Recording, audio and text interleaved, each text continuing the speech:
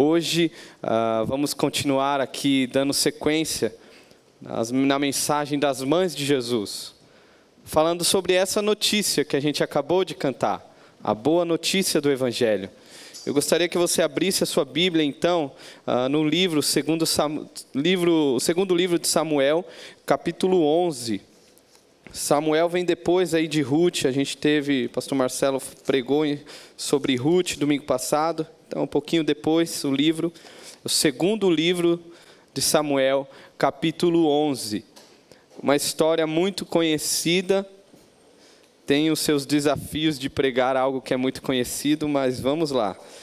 Eu quero ler a história inteira, que eu acho interessante para a gente se situar, e depois eu vou trabalhar alguns pontos aqui, que o Senhor fale aos nossos corações. Vou ler então. Na primavera, época em que os reis saíam para a guerra, Davi enviou para a batalha Joabe com seus oficiais e todo o exército de Israel. E eles derrotaram os amonitas e cercaram Rabá, mas Davi permaneceu em Jerusalém. Uma tarde, Davi levantou-se da cama e foi passear pelo terraço do palácio. Do terraço, viu uma mulher muito bonita, tomando banho, e mandou alguém procurar saber quem era. Disseram-lhe: é Batseba, filha de Eliã e mulher de Urias, o hitita. Davi mandou que a trouxessem e se deitou com ela, que havia acabado de se purificar da impureza da sua menstruação. Depois voltou para casa a mulher e engravidou e mandou um recado a Davi, dizendo que estava grávida. Em face disso, Davi mandou esta mensagem a Joabe: envie-me Urias, o hitita. E Joabe o enviou. Quando Urias chegou, Davi perguntou-lhe como estavam Joabe e os seus soldados e como estava indo a guerra. E lhe disse: vá descansar um pouco em sua casa. Urias saiu do palácio e logo lhe foi mandado um presente da parte do rei. Mas Urias dormiu na entrada do palácio, onde dormiam os guardas de seu senhor, e não foi para casa. Quando informaram a Davi que Urias não tinha ido para casa, ele lhe perguntou: depois da viagem que você fez, por que não foi para casa? Urias então respondeu: a arca e os homens de Israel e de Judá repousam em tendas. O meu senhor Joabe e os seus soldados estão acampados ao ar livre. Como poderia eu ir para casa para comer, beber, deitar-me com minha mulher? Juro por teu nome e por tua vida que não farei uma coisa dessas. Então Davi lhe disse: fique aqui mais um dia, amanhã eu o mandarei de volta. Urias ficou em Jerusalém, mas no dia seguinte, Davi o convidou para comer e beber e o embriagou. À tarde, porém, Urias saiu para dormir em sua esteira, onde os guardas de seu senhor dormiam, e não foi para casa. De manhã, Davi enviou uma carta a Joabe por meio de Urias. Nela escreveu: ponha Urias na linha de frente e deixe-o onde o combate estiver mais violento, para que seja ferido e morra. Como Joabe tinha cercado a cidade, colocou Urias no lugar onde sabia que os inimigos eram mais fortes. Quando os homens da cidade saíram e lutaram contra Joabe, alguns dos oficiais da guarda de Davi morreram, e morreu também Urias, o hitita. Joabe enviou a Davi um relatório completo da batalha, dando a seguinte instrução ao mensageiro: ao acabar de apresentar ao rei este relatório, pode ser que o rei fique muito indignado e lhe pergunte: por que vocês se aproximaram tanto da cidade para combater? Não sabiam que eles atirariam flechas da muralha? Em Tebes, quem matou Abimeleque, filho de Jerubezete? Não foi uma mulher que da muralha tirou uma pedra do moinho e ele morreu? Por que vocês se aproximaram tanto da muralha? Se ele perguntar isso, diga-lhe: e morreu também o servo Urias, o hitita. O mensageiro partiu e, ao chegar, contou a Davi tudo que Joabe lhe havia falado, dizendo: eles nos sobrepujaram e saíram contra nós em campo aberto, mas nós os fizemos retroceder para a porta da cidade. Então os flecheiros atiraram do alto da muralha contra os teus servos e mataram algum deles. E morreu também o teu servo Urias, o hitita. Davi mandou um mensageiro dizer a Joabe: não fique preocupado com isso, pois a espada não escolhe a quem devorar. Reforce o ataque à cidade até destruí-la. E ainda insistiu com o mensageiro que encorajasse Joabe. Quando a mulher de Urias, Batseba, soube que o seu marido havia morrido, chorou por ele. Passado o luto, Davi mandou que a trouxessem para o palácio, e ela se tornou sua mulher e teve um filho dele. Mas o que Davi fez desagradou ao Senhor. Vamos orar? Senhor, clamamos nesse tempo aqui de exposição da Tua Palavra, para que o Senhor invada os nossos corações com a supremacia do Teu Evangelho, com a beleza e com a riqueza do Teu Evangelho, que apesar de nós, decidiu nos amar e nos salvar. Que a Tua graça, que a Tua misericórdia venha invadir os corações, trazendo restauração, onde o pecado abundou. Clamamos pela Tua graça, em nome do Teu Filho Jesus. Amém. Quando eu estava preparando esse sermão aqui, lendo o texto, eu me lembrei de uma situação que eu passei um tempo atrás. Em uma outra igreja onde eu trabalhava e mexia na parte da música, eu tive que fazer um relatório das coisas que tinham lá. E eu percebi que tinha uns pianos abandonados. Tinha um piano lá, por exemplo, ele era um piano alemão. Há muitos anos atrás que ele foi feito. E era um piano clássico, um piano que com certeza tem uma história muito linda. Eu não sabia muito bem da história, até porque acho que a maioria das pessoas que tocavam já tinham morrido. Mas era um baita piano. E aquele piano bonito, ele estava na cozinha da igreja. E em cima do piano, o piano era usado para guardar, para colocar pratos, para colocar vasilhas, jarros. O piano, tanto é que a maioria das pessoas nem sabiam mais que tinha um piano ali. Eu procurando, vendo o que poderia vender, o que tinha que ficar. Eu achei aquele piano cheio de pano em cima, e eu tirei. E a gente foi avaliar quanto seria aquele piano. Se eu não me engano, eu não me lembro direito o valor dele para venda, mas eu acho que eram uns 20 mil, alguma coisa assim. E aí eu chamei um amigo meu que tocava piano lá, não era um pianista, mas ele sabia um pouco. E ele tocou, viu que estava bem desafinado, e aí finalmente a gente decidiu vender. Eu chamei um mestre do piano lá, um pianista profissional. Ele chegando, a primeira coisa que ele faz, ele vai avaliar a madeira, ele bate na madeira, cai um monte de pó da madeira, que era cupim. O piano por dentro estava todo comido por cupim. E aí ele vai desmontando o piano na minha frente, tem outro técnico ali, e aqui vai precisar fazer isso, vai precisar colocar numa câmara X para tirar tudo isso, tal. Afinal das contas, o piano precisaria ser restaurado. Não dava, não teria outra alternativa. E somente aquele cara poderia fazer aquilo. No final das contas, o piano foi avaliado, se não me engano, em R$2.000. Ou menos, eu não lembro direito, mas foi por aí.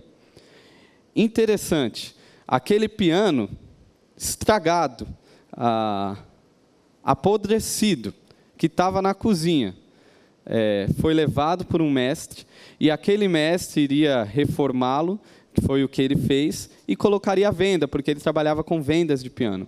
E com certeza aquele piano iria valer muito mais do que o que ele pagou. Mas a gente não teria o que fazer com aquele piano, a não ser usá-lo para suporte de pratos e vasilhas sujas na cozinha. Interessante que alguém pode perguntar, mas por que na nossa mão valeu tão pouco? E na mão dele, agora lá na loja, ia valer tanto?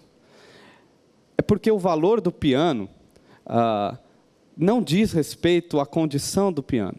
O valor do piano seria agora devido ao toque do mestre que o restaurou. Essa história é sobre isso, sobre vidas que foram manchadas, apodrecidas pelo pecado, mas que o Mestre tocou e restaurou. Uma pergunta que precisamos fazer diante dessa história: como nós, como eu e você, podemos voltar a ter comunhão com Deus? Como que podemos restaurar quem somos? A resposta está nesse texto, a resposta está nesta mensagem. Aqui, logo de cara, nós percebemos que homens e, na verdade, todos se afastaram da imagem que Deus os criou a ser. Essa é uma história sobre nós também. Como nós nos distanciamos da imagem que Deus nos chamou a ser. Como nós, muitas das vezes, estamos distantes daquilo que Deus planejou para as nossas vidas. Perceba aqui, você vai perceber, que todos os personagens, devido ao pecado, se distanciaram daquilo que Deus os fez. Hoje aqui nós chegamos à quarta mãe de Jesus, a Batseba. Nós não sabemos muito sobre ela. Se você for procurar, essa foi até uma das aflições minhas aqui no preparo, porque eu não encontrava quase nada sobre ela. Mas aquilo que eu encontrei já é suficiente, aquilo que você encontra aqui é suficiente para perceber o poder do pecado, o poder devastador do pecado na vida de alguém. Mas mais do que isso, é suficiente para perceber a graça do Evangelho, que superabunda todo o pecado.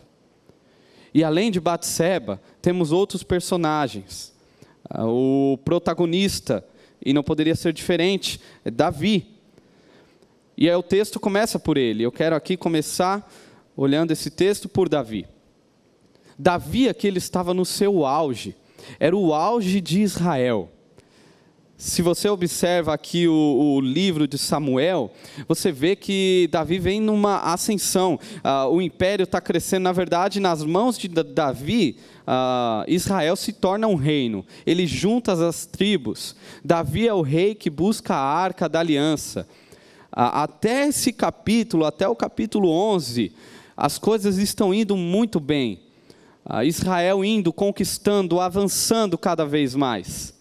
Mas parece que agora no capítulo 11, o autor, ele dá uma ênfase, ele tira a câmera do mundo externo e coloca agora no mundo interior de Davi. E parece que as coisas estão destoando então. Por fora, tudo indo muito bem, mas por dentro, o mundo interior de Davi estava uma bagunça. Logo no versículo 1, nós já vemos que Davi, ele não fez o que ele deveria fazer, o que o Senhor desejava que ele fizesse. Muito pelo contrário, ele decide fazer algo que o Senhor nunca chamou a fazer. O texto começa falando que era primavera, início do ano. O ano se iniciava ali para os hebreus entre março e abril. Porque o texto fala que os reis, era nesse período que os reis saíam para as guerras. Porque antes era um período de muita chuva. E naquele tempo era muito arriscado você sair, devido ao meio de transporte como as estradas, era muito arriscado você sair em meio à chuva. Mas estava na primavera, o chão já estava seco, as estratégias poderiam ser começadas a colocar em ação. E é isso que Israel faz. Israel agora, no versículo 1, eles partem para a guerra. Mas, no finalzinho nós vemos, Davi decidiu permanecer. Davi, ele quis dar uma folga para ele.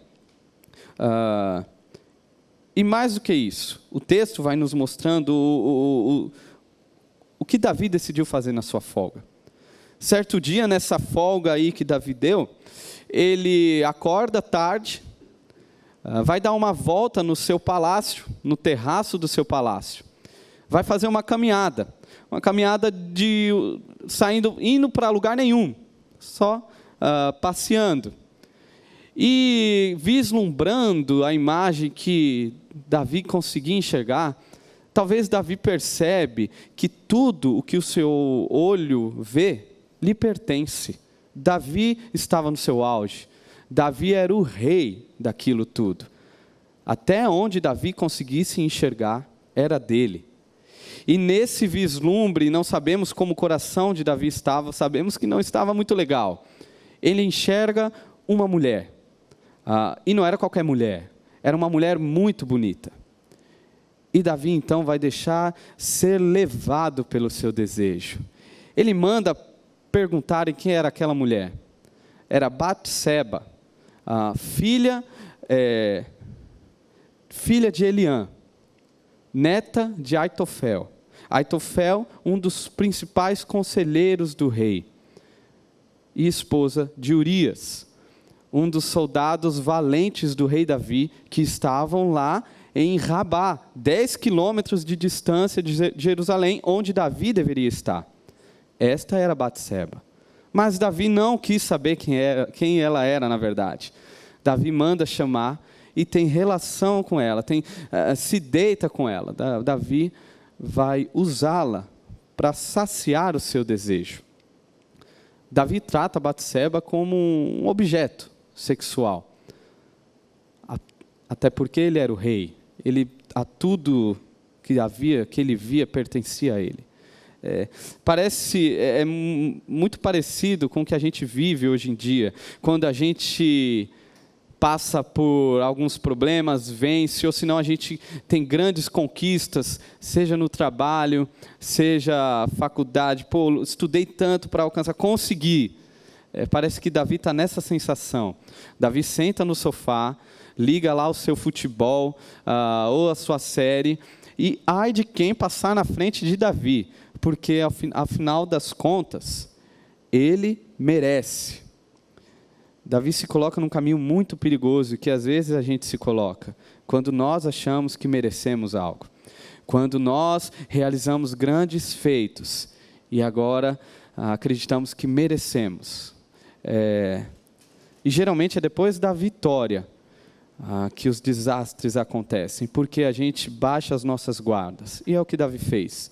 Ele baixou a guarda, ele estava no seu auge. Agora a pergunta, saindo um pouco de Davi, é quem era Batseba? Quem é essa mulher com poucas informações? Mas, na verdade, uma pergunta mais inquietante não é quem era, mas sim o que se passava na cabeça dessa mulher. Talvez Batseba tenha sido conivente com tudo isso.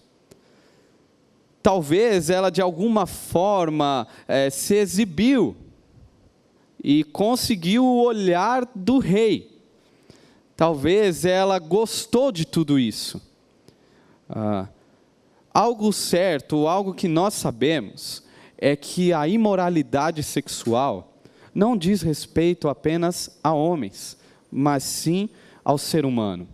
Antigamente, quando a gente pensava em falar sobre pornografia, ou pensar na temática pornografia, a gente achava que isso dizia respeito ao homem, ao macho.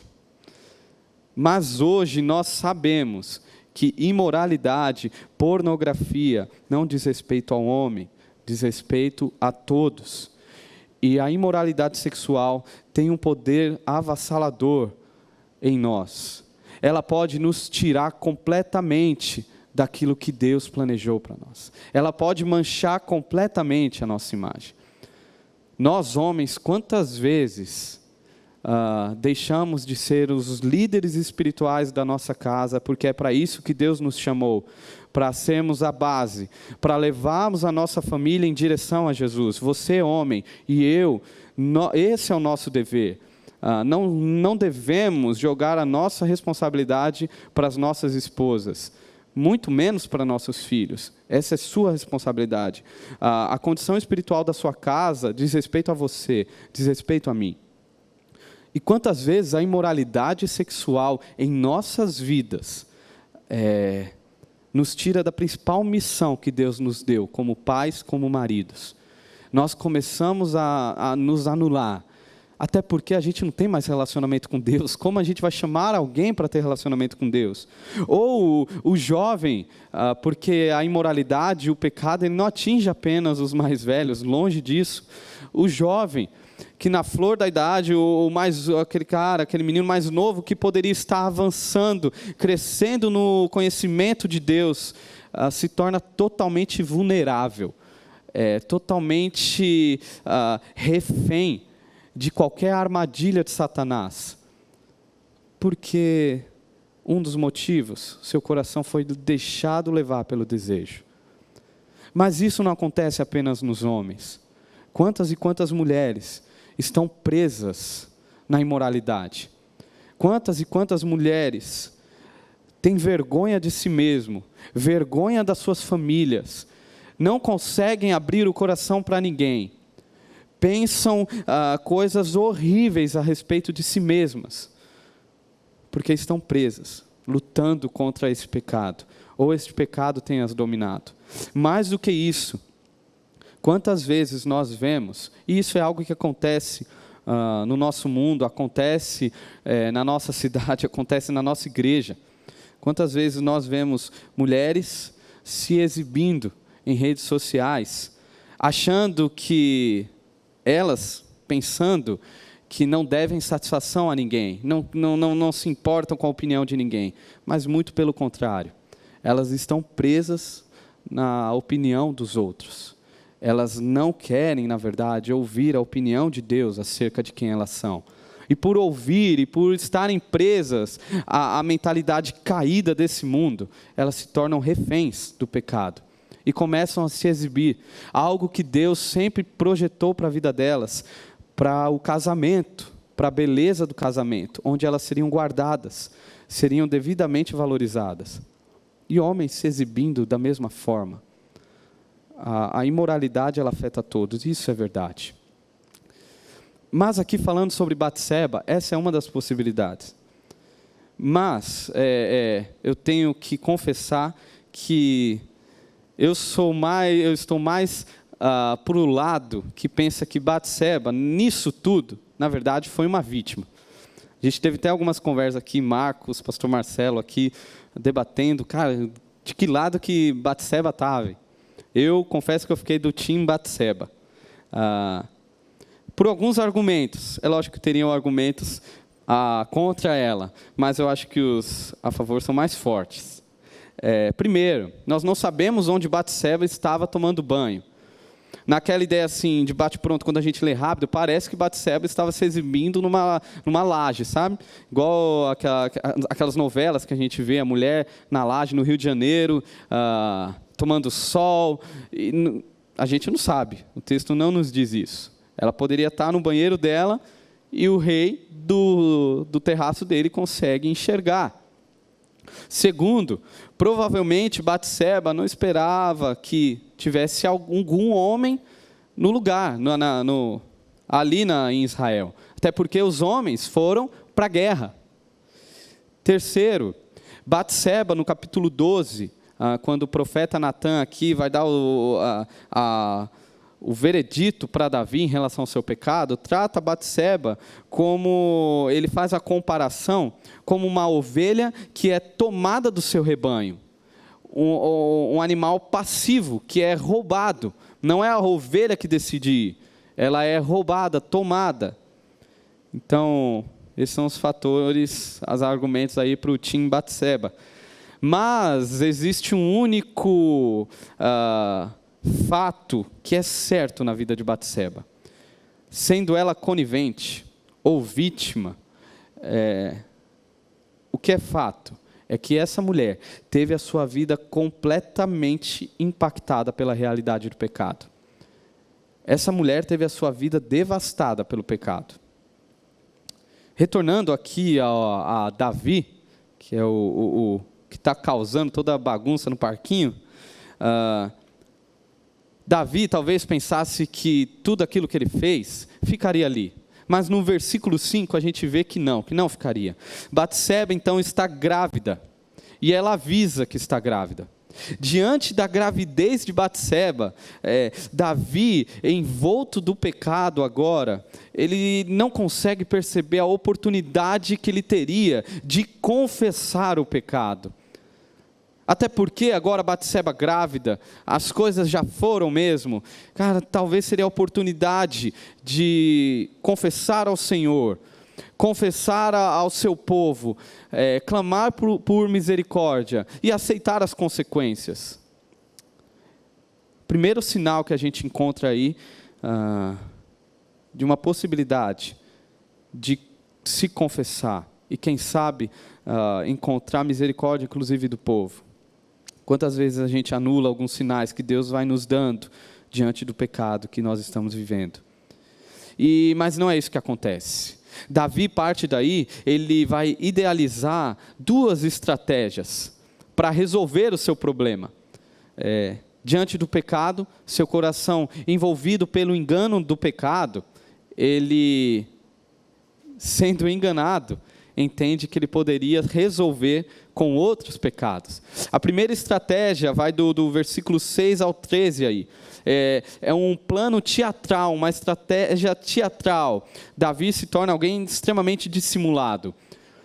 Davi chama Urias volta da guerra, e Davi chama Urias para conversar. No texto a gente fica meio, é uma tensão, porque a gente não sabe qual é a reação de Urias. Urias talvez nem israelita era, ele era hitita. Talvez ele era de um povo que foi capturado por Israel, e ele se tornou alguém que serve na tribo, na nação de Israel. Então Davi chama Urias. No versículo 7, Davi conversa com Urias. Davi chama, Urias entra, e aí Davi solta aquela pergunta sem interesse nenhum. Urias, como que você está? Como que foi lá? Como que está a guerra?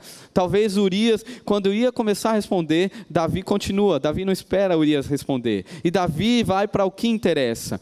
Urias, cara, você merece. Você está merecendo o descanso. Depois de uma guerra tão pesada, vai para casa, vai curtir sua esposa, não precisa ficar aqui, tira um tempo aí.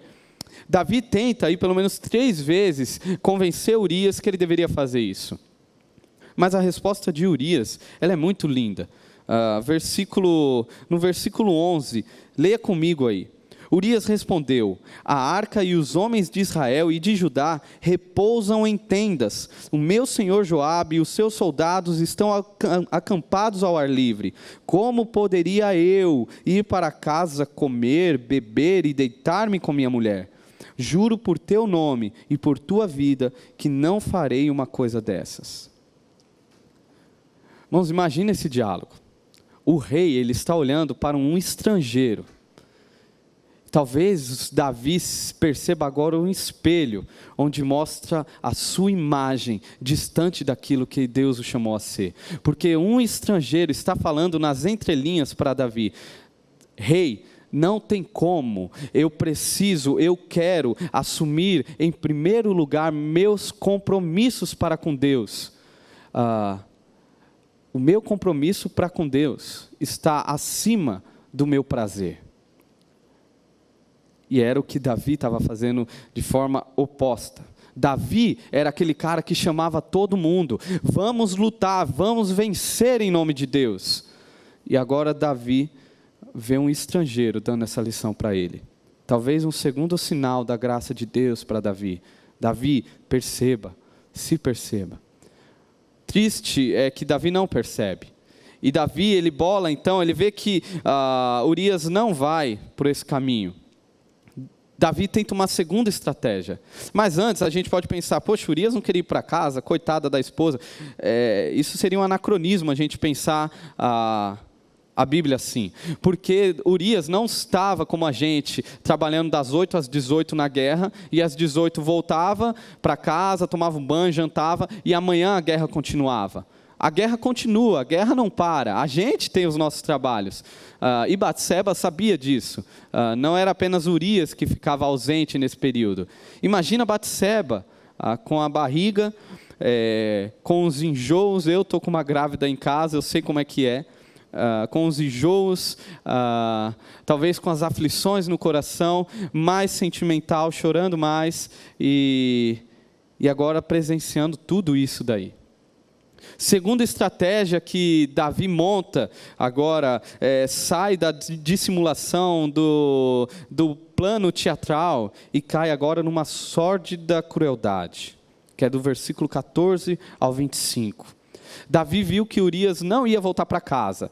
Urias tinha um compromisso com Deus, não tinha como. Davi então chama Urias e Davi escreve uma carta sentenciando Urias. Uma carta onde falava para Joabe, que era o seu comandante, enviar Urias para a morte. Davi está escrevendo uma carta de morte para Urias. Davi fecha a carta. Urias, amigão, entrega lá para Joabe essa carta, já que você está aqui trabalhando mesmo, 24 horas, entrega essa carta lá. Urias pega a carta, entrega para Joabe. Joabe lê a carta e Joabe executa o plano de Davi. Joabe coloca Urias na frente do batalhão lá do exército, sabendo que naquela posição Urias seria o primeiro a ser morto. E não apenas Urias é morto, mas muitos outros homens que estavam ali. Versículo 25. Joabe faz isso e manda avisar Davi. E a resposta de Davi, ela é assustadora, pensando no homem que foi chamado a ser segundo o coração de Deus. Como Davi estava insensível, o cinismo no coração de Davi é assustador. Versículo 25, Davi diz: Davi mandou o mensageiro dizer a Joabe: não fique preocupado com isso, pois a espada não escolhe a quem devorar. Reforce o ataque à cidade até destruí-la. E ainda insistiu com o mensageiro que encorajasse Joabe. No texto original, e na versão Ara, Davi fala no versículo 25, diferente do que está na NVI, diz assim: não pareça isto mal aos teus olhos.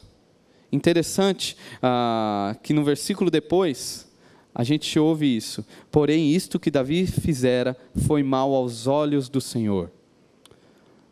Davi ele foi tão envolvido pelo pecado que ele se distanciou a ponto de enxergar o que é mal aos olhos de Deus como algo bom.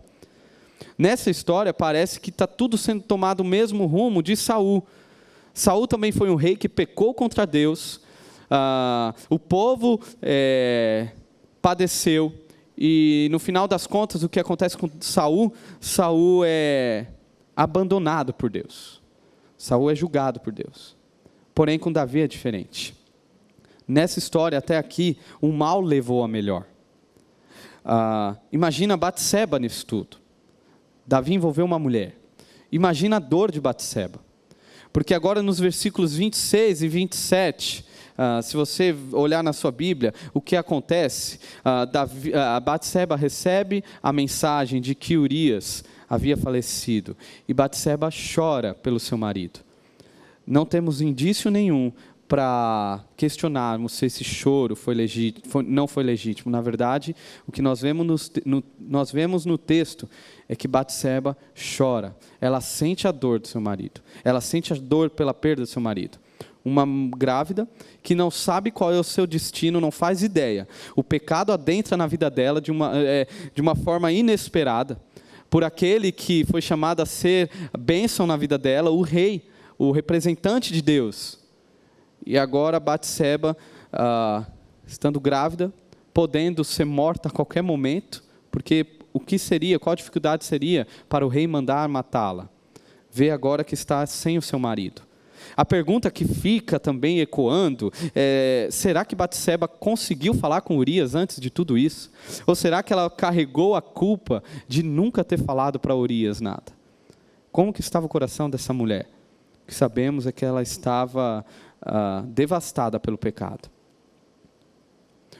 O pecado ele tem esse poder. O pecado ele não apenas nos afeta. O pecado tem o poder de avassalador, de apodrecer tanto os nossos corações, quanto machucar corações que estão perto de nós. E a principal característica do pecado é o engano. Pois o pecado ele nunca anda sozinho. A imoralidade sexual, ela não anda sozinha. Junto com o pecado da imoralidade, vem a mentira, vem a falta de satisfação em Deus, vem o temor aos homens. Essa é uma guerra que ainda nós estamos lutando. E o pior que o pecado pode fazer, não é nem causar uma doença, não é nem fechar alguma porta para você. Na verdade, o pior que o pecado pode fazer não é nem te matar. O pior que o pecado pode fazer nas nossas vidas é nos distanciar do nosso relacionamento com Deus, enquanto nesta vida.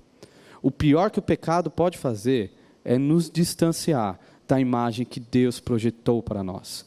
Nos tornar como um piano abandonado, apodrecido, que poderia estar embelezando muitas pessoas para a glória de Deus.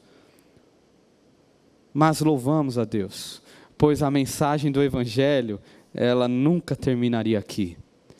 Louvamos a Deus porque Ele reconhece a nossa insuficiência e pela sua maravilhosa graça decide agir na história. Capítulo 12 está para nos mostrar isso. Infelizmente não dá para nós nos aprofundarmos ou lermos o capítulo 12 inteiro, fica aí para você. Quem sabe ler na sua casa. Mas no versículo 13 do capítulo 12, nós vemos uma mudança em tudo isso. Natã, o profeta, confronta Davi. E a atitude de Davi é muito linda, que nós vemos no versículo 13. Então Davi disse a Natã: pequei contra o Senhor. E aqui vem o que nos assusta. E Natã respondeu: o Senhor perdoou o seu pecado. Você, Davi, não morrerá. Nos assusta. Sabemos que Davi teve as consequências do seu pecado, e as consequências foram muito trágicas. A espada nunca mais se apartou da família de Davi. As consequências foram cada vez mais piorando ali. Filho morto, briga entre filhos, briga entre mulheres, acusações, mentiras envolvendo, tramas para roubar o trono dele. Davi sofreu por conta do seu pecado nessa vida. Mas Davi, ele não sofreu a consequência que deveria, que era pelo menos a da morte. Ou Davi não sofreu a consequência de Deus o rejeitá-lo. Deus o perdoou.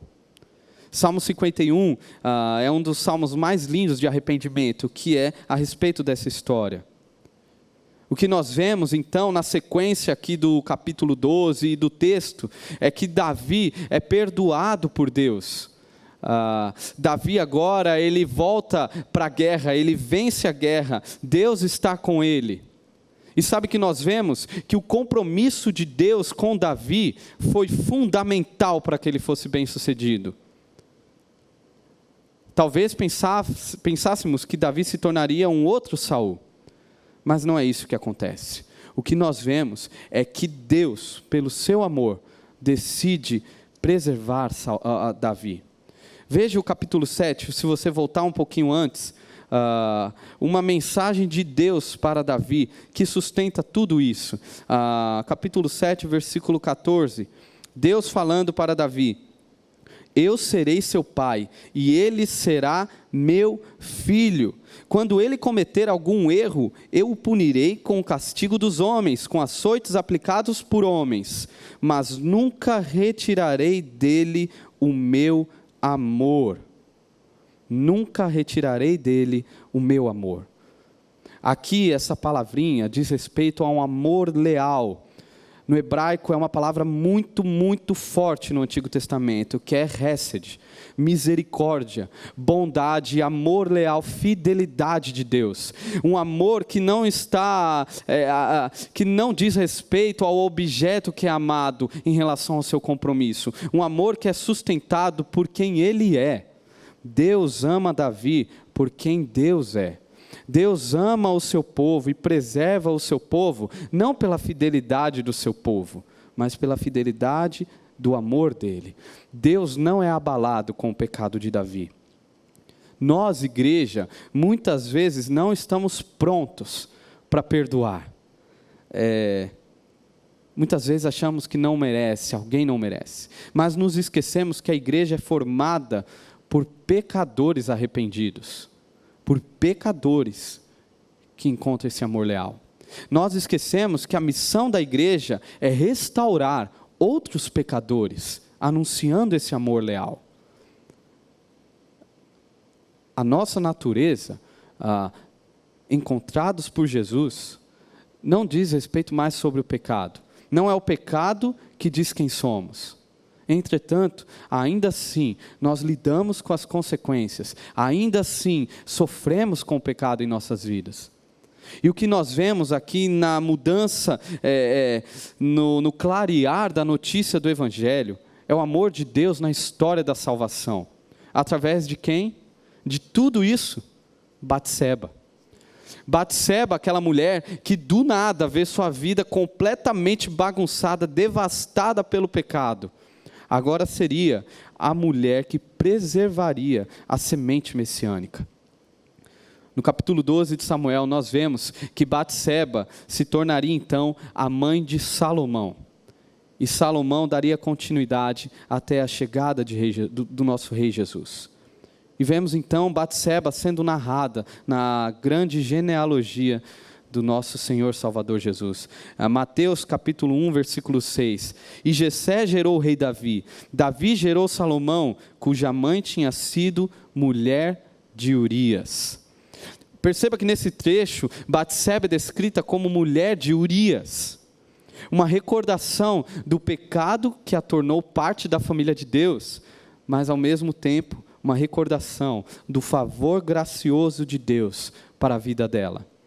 Batseba recebeu o consolo de Davi.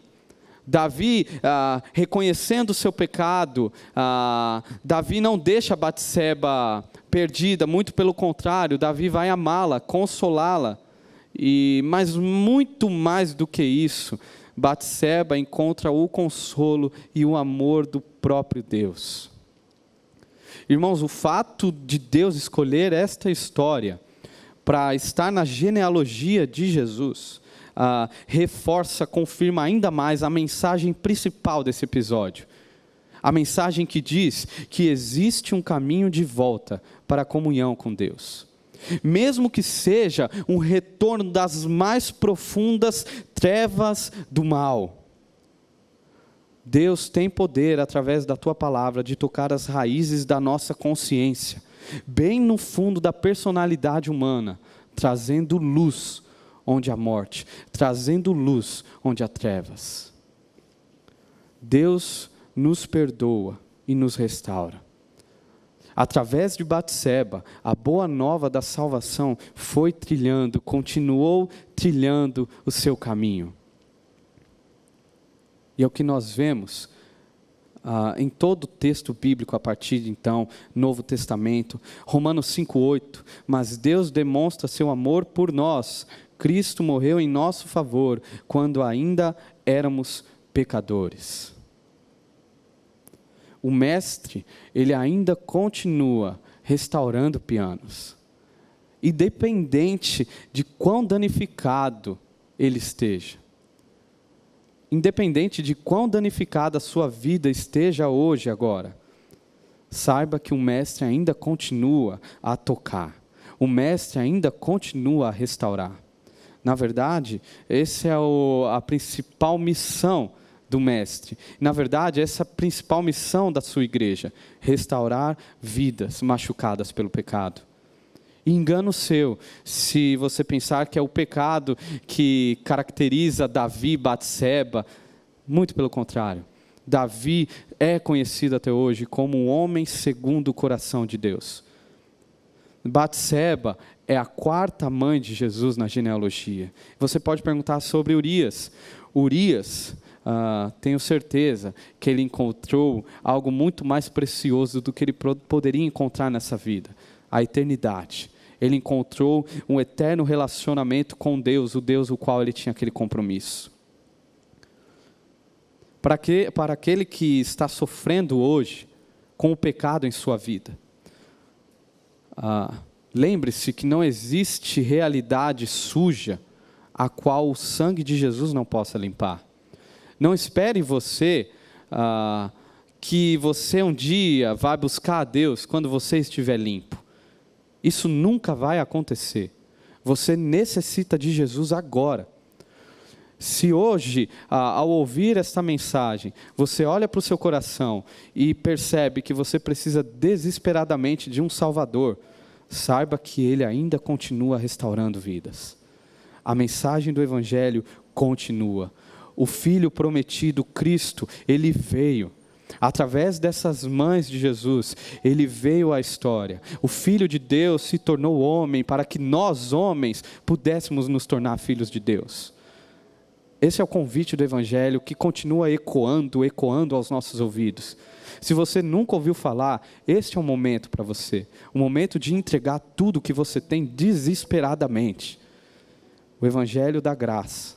Se você é aquele que tem o seu coração redimido por Jesus, mas que hoje não consegue nem olhar para sua esposa, por conta do pecado. Se você, mulher, hoje não consegue nem demonstrar a graça de Deus na vida dos seus filhos, de tão suja que está no pecado, saiba que o Evangelho de Jesus continua restaurando vidas. Você jovem, você menina, saiba que o Evangelho de Jesus invade os corações restaurando. Onde há sujeira, há graça de Deus para limpar. E é o que Ele deseja fazer. Este é o convite do Evangelho, este é o convite do Mestre que continua restaurando vidas. E louvamos a Deus, pois esta história não diz respeito a Batseba, esta história diz respeito ao Deus que nos amou. Quero orar com vocês. Senhor Jesus, nos ajude a perceber que o Senhor tem feito grandes coisas em nossas vidas. Que o Senhor nunca perdeu o controle das nossas vidas. E que sim, muitas das vezes nós nos distanciamos do Senhor. Nós nos perdemos em falsos amores. O pecado nos enganou. O pecado atraiu o nosso coração para aquilo que o Senhor nunca nos chamou. Talvez a nossa imagem hoje esteja suja, machucada, ferida, apodrecida. Talvez nem nós mesmos consigamos enxergar a Tua imagem em nós. Deus, clamamos, faça aquilo que somente o Senhor pode fazer. Restaura as nossas vidas. Clamamos pela Tua graça, clamamos pela graça do Teu Evangelho. Clamamos pela Tua misericórdia, pelo Teu amor leal, pelo Teu amor que se mantém apesar de nós. Nos guarde em Teu amor, Jesus. Essa é a nossa oração. Amém.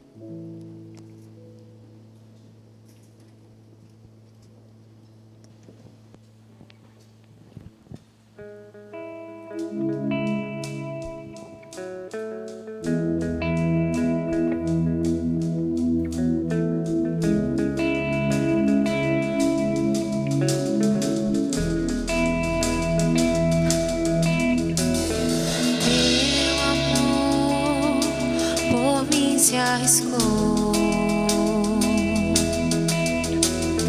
todo meu pecado suportou, meus rios de erros lavou, no mar do Teu infinito amor.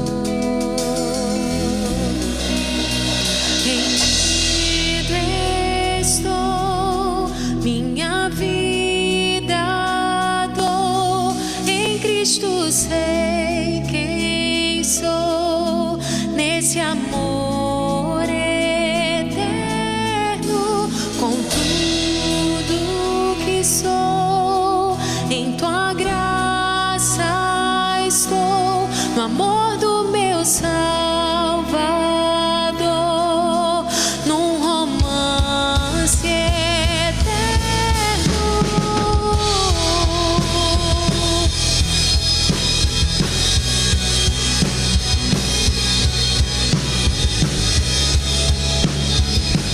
Sobre a misericórdia do Senhor e o poder de restaurar os nossos pecados. Declare: misericórdia como um furacão devastou o meu coração.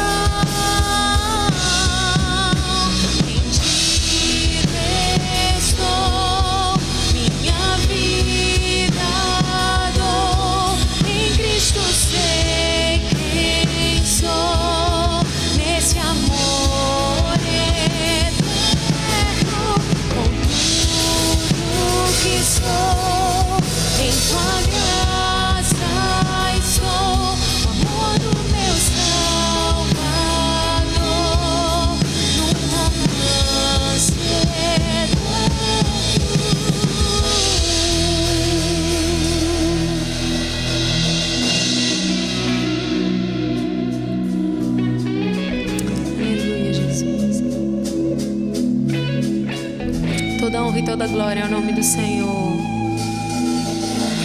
Para aquele que me resgatou, para aquele que me aceitou, para aquele que é meu Salvador, para sempre canto.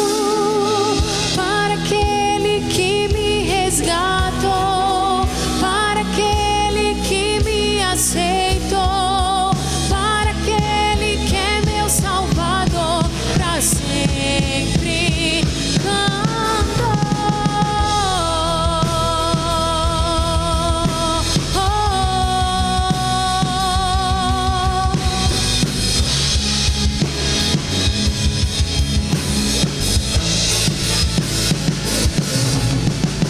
Rendido estou, minha vida dou, e em Cristo sei quem sou, nesse amor eterno, com tudo que sou, e em tua graça estou, no amor do meu Salvador,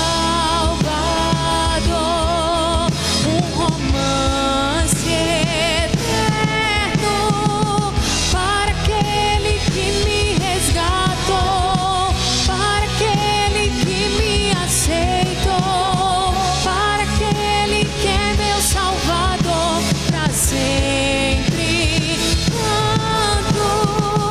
Para aquele que me resgatou, para aquele que me aceitou, para aquele que é meu Salvador, para sempre canto. Louvado seja o teu nome, Senhor. Amém. Que você tenha uma boa semana.